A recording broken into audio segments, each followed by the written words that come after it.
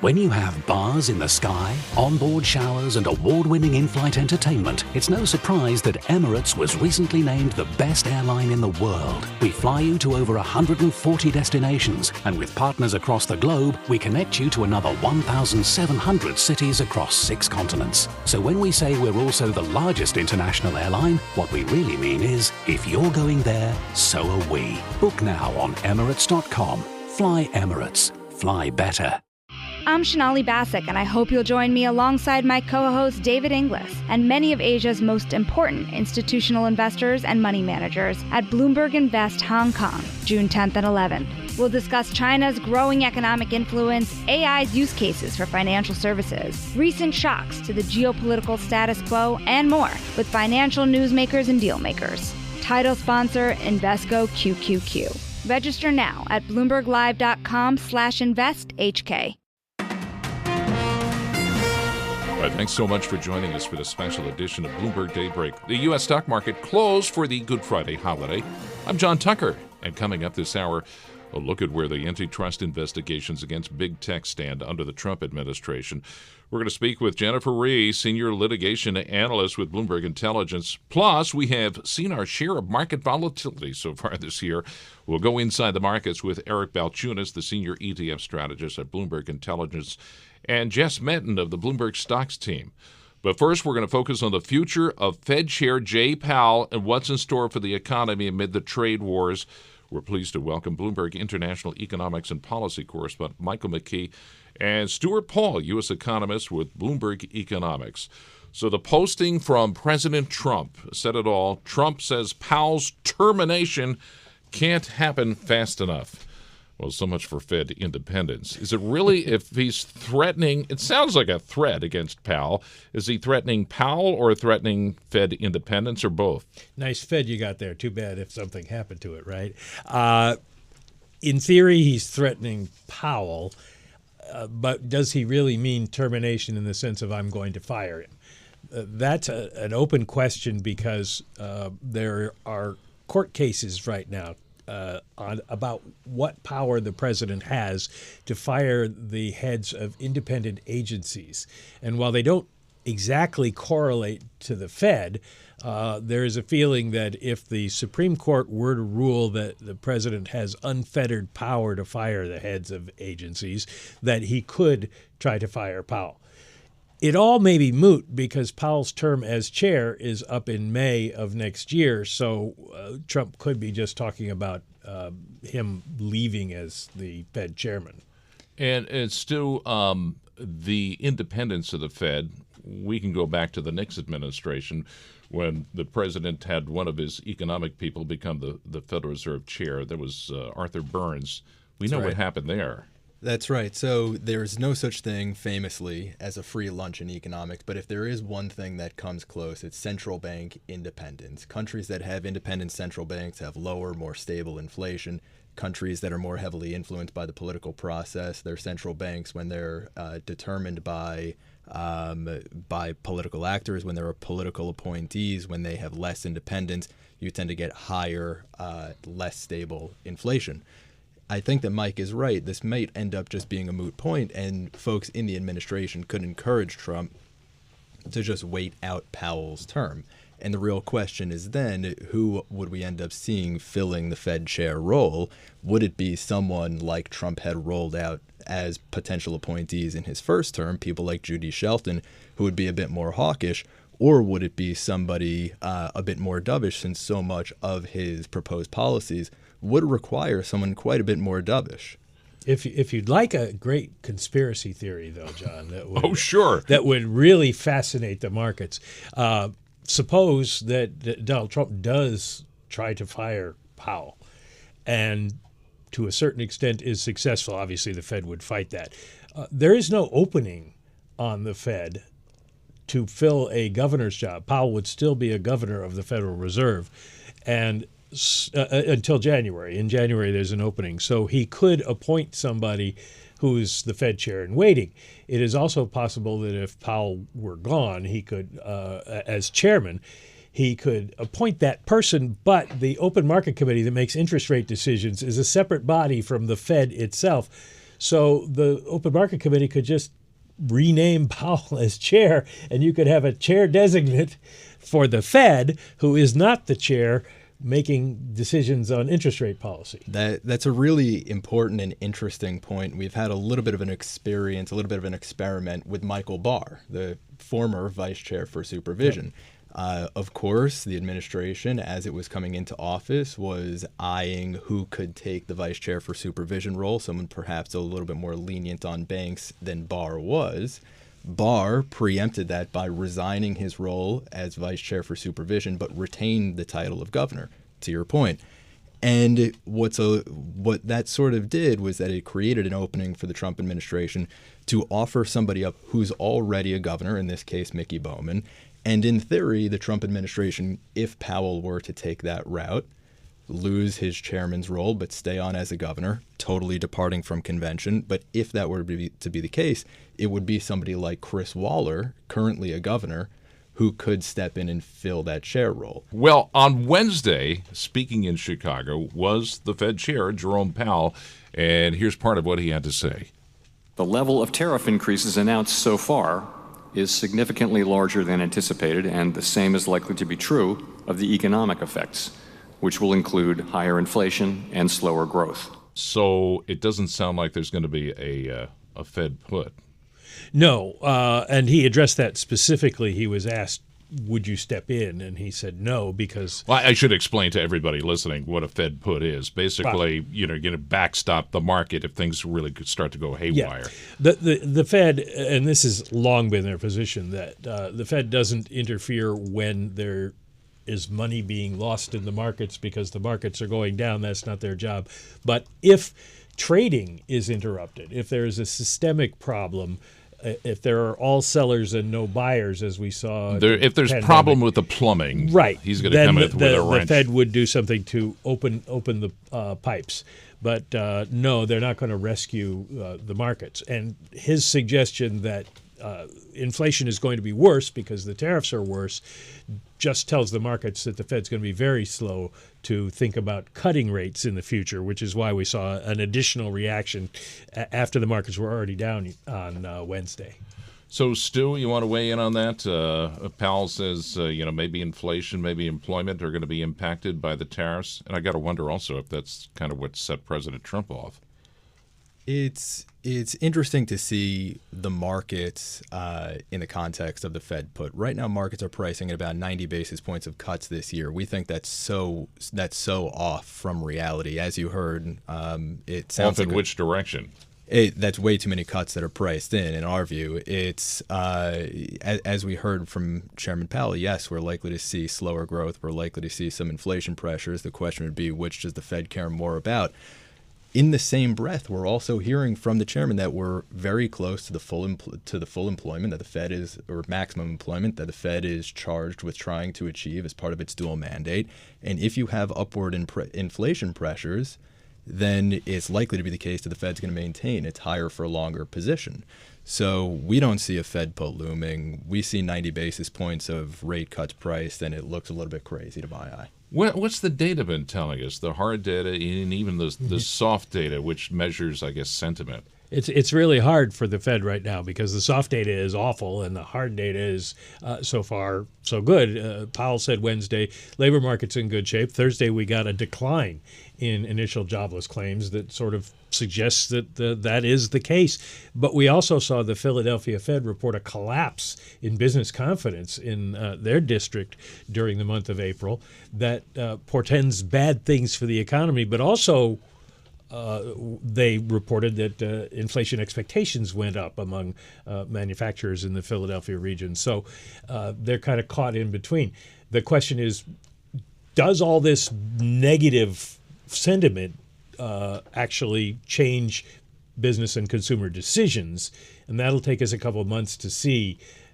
So the Fed, even if they were going to have to move one way or another, they're not going to have evidence until we get to maybe July that would tell them one way or another what's going on. Oh, just tangentially, since you mentioned the Philly Fed, who's Anna Paulson? Anna Paulson is the new incoming president of the Philadelphia Fed. She's currently, and this is somebody who's not picked by the president. It's picked by the board the board of directors of each bank pick their own. The Fed Board of Governors has veto power, but they can't, other than that, influence it. She's the research director at the Chicago Fed. Patrick Harker, the current president, has to retire under Fed rules at the end of June, so she'll take over July 1st. All right, Stu, I'm going to ask you to sort of school us on tariffs. The president has said so far it's brought in billions, the tariffs. Who pays tariffs? I mean, remind everybody, when the stuff comes in from, I don't know, wherever, China, comes into Port Newark, Elizabeth, not far from here, the guy who picks it up is the guy who pays the tariffs. Essentially, yes. When the real question is, the tariffs aren't charged in China as they leave the port by some, anonymous U.S. official. You pay it here. Sure, but just like all taxes, the real question is who bears the incidence of the tax, or who bears the burden of the tax. Does the imposition of a tax take more out of margins, or can companies then pass along higher prices to consumers? Separate from who has the legal obligation to cut the check for the tariff, what really matters is the incidence of the tariff and how much firms can pass along higher input costs to consumers. We see from surveys like the PMIs that firms are facing higher input costs. They report that they are trying to pass along higher prices. We see that in the regional Fed indices like we saw from Philly earlier last week. But the main question is just how demand destructive are tariffs, how demand destructive is uncertainty, and how much can tariffs get passed through to consumers. Basic Fed models would suggest that the level of the average effective tariff rate would create an additional 2 percentage points of core inflation. Personally, I think that that's probably a little bit high, because I do think that the degree of demand destruction that comes from the average effective tariff rate being above 20% is going to limit the extent to how much firms can pass along those higher input costs.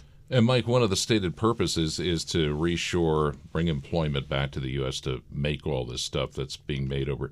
It seems to forget the idea that it's basically labor arbitrage, why stuff moved overseas to be produced in the first place, because it's cheaper to do so overseas. Not to mention the fact that with productivity gains, it takes fewer people here in the country to make the stuff that we used to make. Yeah, and there's also the cost of shipping you have to put into this as well. The cost advantage in terms of labor is starting to fade as other countries raise their living standards, but it's still an important input. But the problem that you have here is that nobody knows what Donald Trump is actually doing. We don't know what tariffs are going to be put on, and we don't know how long they'll last, and we don't know how he'll change his mind. So if you're a company planning a major expansion and investment in some sort of factory, you don't know whether it's going to be worthwhile or not. So it's going to really be hard to justify moving in, and that is going to hold the president back. Now he's talking about making deals with trade deals with countries. That's not going to bring any factories back. All right, thanks to Bloomberg International Economics and Policy correspondent Michael McKee and Stuart Paul, U.S. economist with Bloomberg Economics. And just ahead, a look at how the market volatility is impacting the retail investor in the world of exchange-traded funds. It is 20 minutes past the hour. This is Bloomberg. When you have bars in the sky, onboard showers, and award-winning in-flight entertainment, it's no surprise that Emirates was recently named the best airline in the world. We fly you to over 140 destinations, and with partners across the globe, we connect you to another 1,700 cities across 6 continents. So when we say we're also the largest international airline, what we really mean is, if you're going there, so are we. Book now on Emirates.com. Fly Emirates. Fly better. It's tax season, and by now, I know we're all a bit tired of numbers. But here's an important one you need to hear. $16.5 billion. That's how much money in refunds the IRS flagged for possible identity fraud last year. Here's another, 20%. That's the overall increase in identity theft related to tax fraud in 2024 alone. But it's not all grim news. Here's a good number, 100 million. That's how many data points LifeLock monitors every second. If your identity is stolen, LifeLock's US-based restoration specialists will fix it, backed by another good number, the $1 Million Protection Plan. In fact, restoration is guaranteed or your money back. Don't face identity theft and financial losses alone. There's strength in numbers with LifeLock Identity Theft Protection for tax season and beyond. Join now and save up to 40% your first year. Call 1-800-LifeLock and use promo code IHEART or go to lifelock.com/iHeart for 40% off. Terms apply. Welcome back to this special edition of Bloomberg Daybreak. I'm John Tucker. The U.S. stock market closed for the Good Friday holiday. The ongoing tariff saga has made for historic moves in the stock market. And for a look at how it's impacting the retail market, the exchange-traded fund industry, let's bring in Eric Balchunas, the senior ETF strategist at Bloomberg Intelligence, and Jess Menton, deputy team leader of equities at Bloomberg News. Hi, guys. Thanks for being here. Hey, where is money flowing these days? Believe it or not, it's in the U.S. A lot of investors who are using ETFs, putting that money into U.S. stocks. So risk assets. I would have guessed just the opposite. Everybody's hiding under a rock.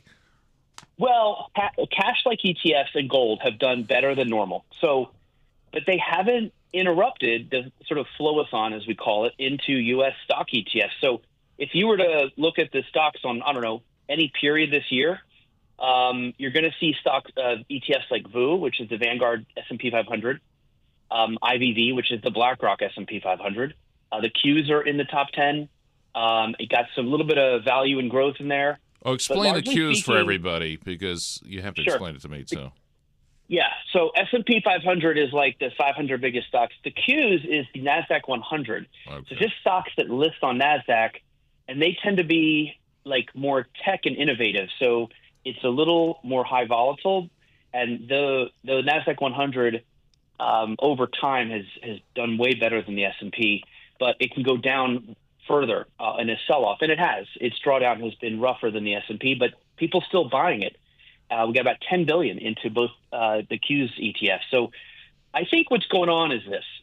Over the last 15 years, the trading crowd has been rewarded for buying the dip. And so they are buying the dip still, and there's been a couple days in this tariff tantrum where the dip has worked. There's like a huge run-up, and so those quick boosts up into these down weeks or days are going to keep them coming back.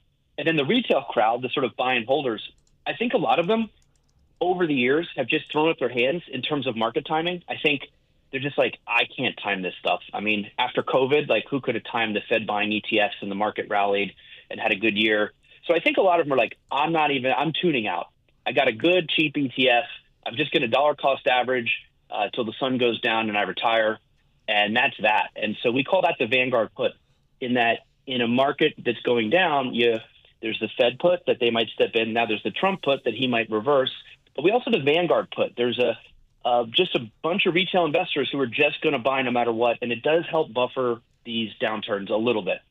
Jess, are you seeing kind of the same thing? What's your perspective sitting at the equities desk? That's right. We like to look at the individual stocks as well, that I'm sure Eric looks at too. And Emma Wu over at JP Morgan, she heads up their derivatives strategy, and she always collects a lot of great data for individual shares, especially when it comes to retail specifically and what they're buying. And we've begun to see more of a divergence here in two particular popular names that we constantly talk about. So if you look at the inflows recently into Tesla, those are still going into records, whereas the outflows from NVIDIA, those are reaching record levels too. So you're seeing those going in opposite direction. The reason it's important is because typically when I'm talking to fund managers, they're keeping a close eye on their clients and what, especially on the retail side, what they're willing to let go of and what they're not willing to let go of, because you can use that as contrarian indicators. Because for a while, especially the last 2 years of the AI boom, of course, people were going to continue to to pile into shares like NVIDIA. And it's still, of course, well off of its record reached just earlier this year because it's been on up and up the last few years. But now you're starting to see that shift a bit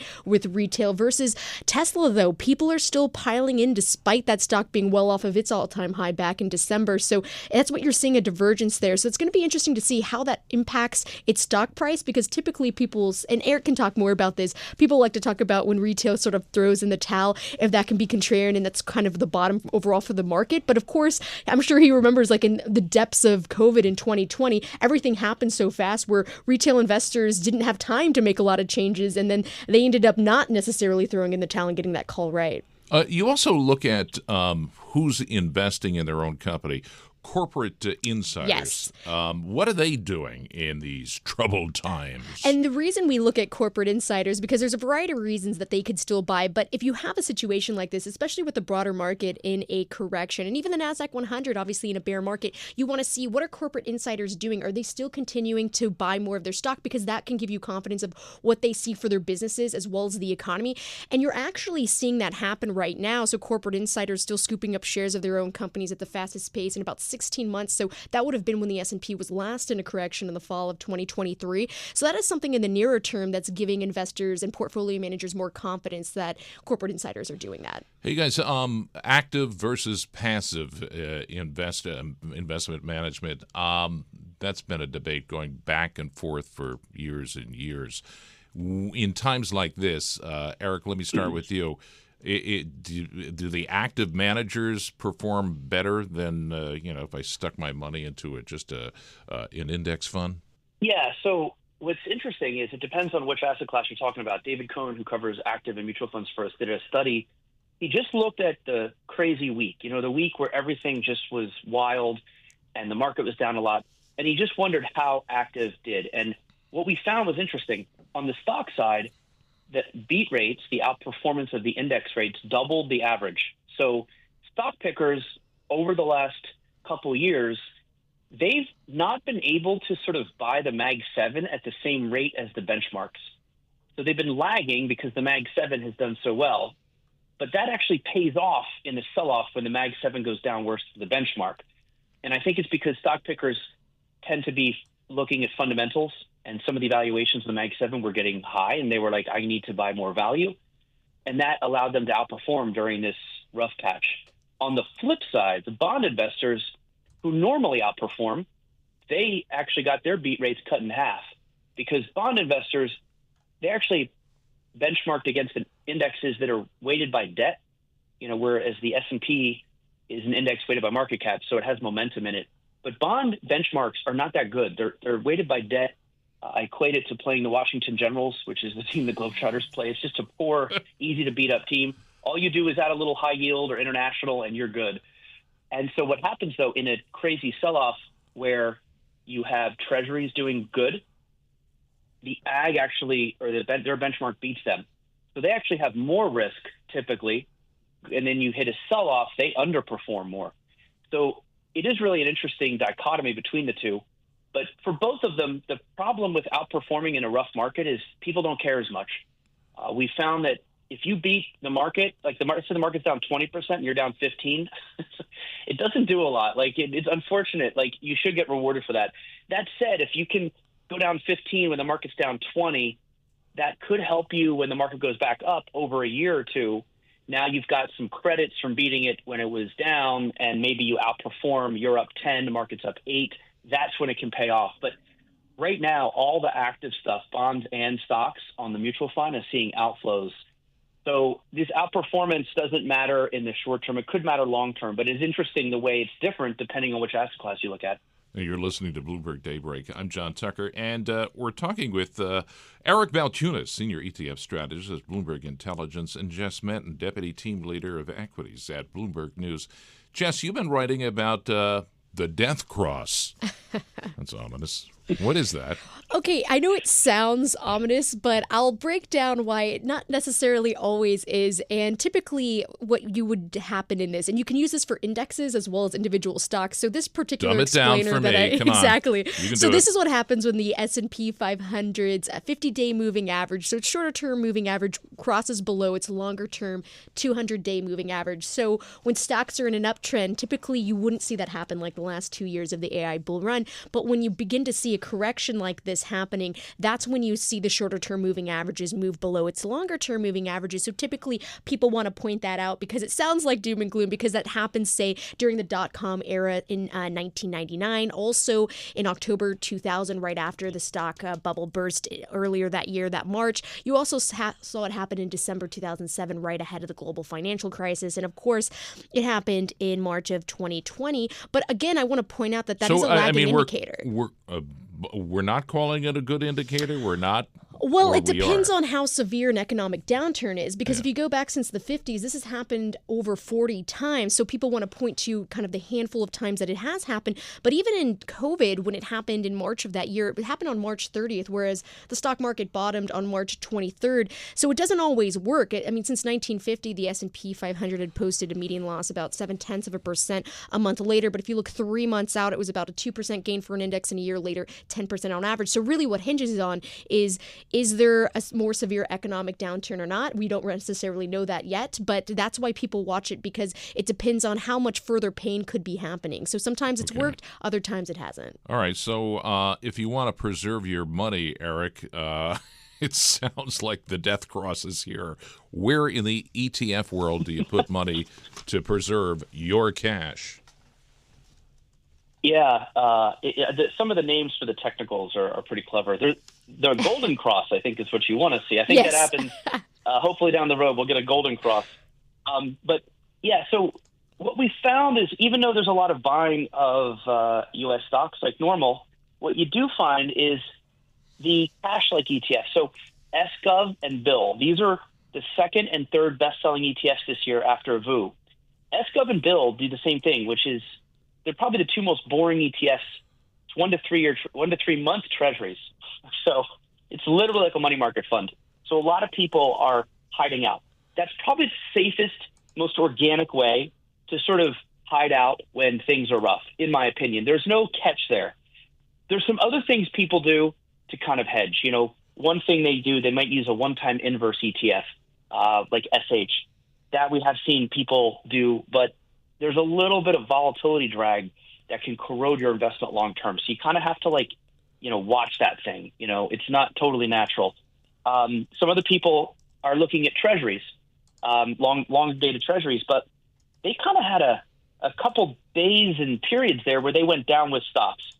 And this is something that's an interesting point, is that bonds, you know, especially as you go along the curve to the mid and the long dated section, you know, people buy those thinking that's the 40 to hedge their 60, but it's become less reliable, especially in 2022. Bonds were down 13%, stocks were down 18%. And so what we found is a lot of people use buffer ETFs now, which are ETFs that are like structured products. They use options basically to target an outcome. So you buy one of these and it will tell you you're only going to go down 5%, no more. Or you take the first 10%, or you know, we'll cover the first 10%. Anything beyond that is on you. Or, hey, no downside hedge. And every one of the sort of situations, you have to give up some upside. So it's basically an option strategy packaged into an ETF. But people like these because, unlike bonds, which can be shaky, or these other hedging instruments which have like technical things that corrode your money. Eric, thanks very much. Appreciate it. Eric Balchunas, the senior ETF strategist at Bloomberg Intelligence, and Jess Manton stopping by the studio today at Bloomberg News. Up next, the latest in the government's effort to break up Facebook owner Meta Platforms. 38 minutes past the hour. This is Bloomberg. When you have bars in the sky, onboard showers, and award-winning in-flight entertainment, it's no surprise that Emirates was recently named the best airline in the world. We fly you to over 140 destinations, and with partners across the globe, we connect you to another 1,700 cities across 6 continents. So when we say we're also the largest international airline, what we really mean is, if you're going there, so are we. Book now on Emirates.com. Fly Emirates. fly better. I'm Shonali Basak, and I hope you'll join me alongside my co-host David Inglis and many of Asia's most important institutional investors and money managers at Bloomberg Invest Hong Kong, June 10th and 11th. We'll discuss China's growing economic influence, AI's use cases for financial services, recent shocks to the geopolitical status quo, and more with financial newsmakers and deal makers. Title sponsor, Invesco QQQ. Register now at bloomberglive.com/investhk. And thanks for joining us for this special edition of Bloomberg Daybreak. The stock market closed for Good Friday holiday. Hi there, I'm John Tucker. Well, big tech has been in the crosshairs of U.S. antitrust agencies, and so far it's continuing under the Trump administration.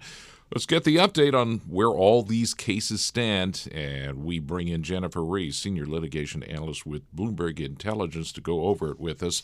Well, let's start with the courtroom drama. It's got it all: a billionaire witness on the stand, smoking gun emails, paranoia, and even cutthroat competition. We're talking Mark Zuckerberg's Meta on trial. It's the Federal Trade Commission, Jen, trying to break up Meta and force it to sell Instagram and WhatsApp. Right. Why is the government going after Meta? I mean, I thought they were kind of hands-off in the Trump administration. Well, I think that's what people expected to happen, but we're not really seeing very much evidence of a hands-off approach when it comes to big tech yet. Meta was first sued during the first Trump administration, and what the FTC is saying is that these acquisitions that Meta made now back in 2012 and 2014, of Instagram and WhatsApp were anti-competitive, that the only purpose for buying the companies by Meta, at that time Facebook, was to just take out a potential competitor, that they were very concerned about both of these apps, that they would eventually grow to become something more like Facebook and then possibly supplant them in the market, and that they had a strategy to either bury a competitor or buy a competitor in order to eliminate that rival. And that's what they did here. Well, I mean, there's no denying they bought up successful rivals. Right. Sounds to me on the surface, case closed. Well, the interesting thing is that's what makes this case so difficult, because based on the documents you mentioned, these hot documents we've been hearing about, it does look bad. Zuckerberg's emails, yeah. "quote-unquote smoking gun." Right. What did he say in those? He said it's better to buy than compete. I mean, you don't really get more straightforward than that in terms of supporting the FTC's case. But here's the thing. Even if the intent was bad back then, you have to prove more elements than that to win a monopolization case. It's more than just that intent. You have to properly define the sphere of competition. You have to prove the company has a monopoly, and you have to show how consumers were harmed, and you have to show that harm was not outweighed by the pro-competitive benefits. And look at what Meta did after it acquired Instagram and WhatsApp. It put in a lot of resources to what were really fledgling companies at the time that they were acquired. And they have a good argument here that it was pro-competitive. Look, we may have bought them, but we didn't bury them. We grew them. And the judge in this case has to consider also something called network effects. Basically, if you're on this platform, they did all this, it's really hard to go anywhere else. I mean, what are you going to go to, a smaller platform that doesn't have as many users? You need the users. You need to be on it. If a lot of your friends are on it, there is a network effect. But the judge, some of the evidence that's come out is that things have changed over time with TikTok and with X and with YouTube, and that we're moving a little bit away from that network effect need because people are multi-homing and moving around and sharing data and videos and information in a different way. And the judge even questioned whether network effects are as important today as they were 10 years ago. So but wait a second changing. Here. I just remember the government approved these acquisitions in the first place. Very good point. They did. So this would send a difficult signal to businesses. Now, legally, they have the right. The laws say the Federal Trade Commission or Department of Justice can go after any deal anytime. You can change your mind. They can change their mind. And they've said, look, times have changed. The industry was different back then when we first looked at these deals. And it was about a 6-month investigation, I think, into the Instagram deal before they allowed it to close. There's no jury here. I mean, how does this work? Just a judge. It's called a bench trial. It is Judge Boasberg, who's been in the news for other reasons. This judge doesn't have enough on his plate? He doesn't catch a break. So it'll be his decision, and he'll first make a decision about liability, whether they're actually guilty, whether the FTC proved its case. If that's the case, he will move on to remedy and decide what is the right remedy. And Jen, we also have 2 lawsuits against Google parent Alphabet. On Monday, we're going to get a remedy on search because there's been a ruling. They were found guilty, so they're going to remedy that coming up. Thursday, we actually got a decision on liability. This comes in respect to the lawsuit that's focused on digital advertising at Google. Tell us about that. What happened? Right. Well, that one was unexpected. This decision on liability was expected a few months ago, and when it didn't come out, everyone was wondering, well, when will it? Came out on Thursday, and it was a partial victory for the Department of Justice. These products that the Department of Justice had challenged are very complicated, right? There are a series of products that Google has that connect digital publishers and advertisers together. And so they're all, software, essentially. And a couple of them are on the publisher end and a couple of them are on the advertiser end. And what Google was basically alleged to have done is sort of manipulate the whole process because fees are taken out for each of these products that are used so that it keeps publishers and advertisers within their whole supply chain, right, to place an ad on a website. So what this judge decided was that Google was found liable for monopolization of what's called the publisher ad server. So it's one of the products on the publisher side. Google actually bought this product. It was originally called DoubleClick. And when Google bought DoubleClick, it obtained this product. Also for monopolization of the ad exchange market. So that's one of the advertiser sides. It's an exchange where they can actually come together to buy and sell ads. And for tying the two of them together. What that means in antitrust is conditioning access to one, to conditioning the access of one to get the other. And that is illegal under the antitrust laws. So that came out on Thursday. And what the judges said is, okay, here's my decision. The next step is to have a hearing to decide what the proper remedy is going to be. What are we going to do? What do you suppose the proper remedy with this end of the lawsuit?